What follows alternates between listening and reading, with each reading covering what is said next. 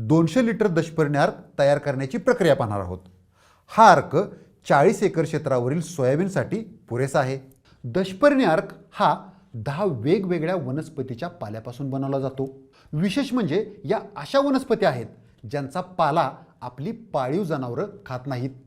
पहिली कडुलिंबाचा पाला 5 किलो, करंजाचा पाला 2 किलो, निरगुडीचा पाला 2 किलो, टणटणी म्हणजेच आपण घाणेरी म्हणतो ना तिचा पाला 2 किलो, सीताफळाचा पाला 3 किलो, रुईचा पाला 2 किलो, पपईचा पाला 2 किलो, मोगली एरंडाचा पाला 2 किलो, लाल कन्हेरीचा पाला 2 किलो, गुळवेलाचा किंवा पांढऱ्या धोत्र्याचा पाला 2 किलो। आता आपल्याला काही अतिरिक्त साहित्य लागेल।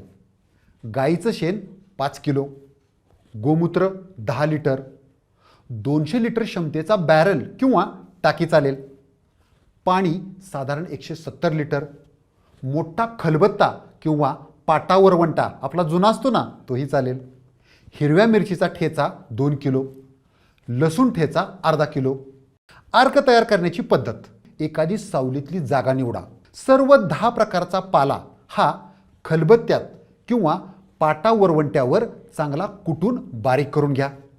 बारीक केलेला सर्व पाला हा बॅरलमध्ये टाका आणि त्याच बॅरलमध्ये हिरव्या मिरचीचा ठेचा, लसूण ठेचा, शेण, गोमूत्र हे सगळं मिक्स करून घ्या।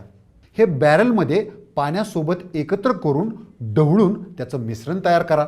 आता हे मिश्रण आपल्याला पुढचे 30 दिवस गोणपाटानं झाकून सावलीत ठेवायचं आहे।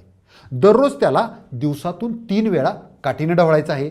या 30 दिवसामध्ये जनावरे तसेच लहान मुले दशपर्णी अर्काच्या बॅरलजवळ जाणार नाहीत याची दक्षता घ्यावी। इतकं केलं की या 30 दिवसामध्ये ते मस्तपैकी आंबेल आणि आपला दशपर्णी अर्क तयार होईल। हा तयार झालेला दशपर्णी अर्क 6 महिने टिकतो, त्यामुळे तो पेरणीच्या साधारण 1 आठवडा आधी करायला घ्या, म्हणजे तो तुम्ही खरीप आणि रब्बीतही वापरू शकता। चला या सत्रात इतकंच, पण लक्षात आहे ना, टेन्शन घेऊ नका, हसत खेळत शिका।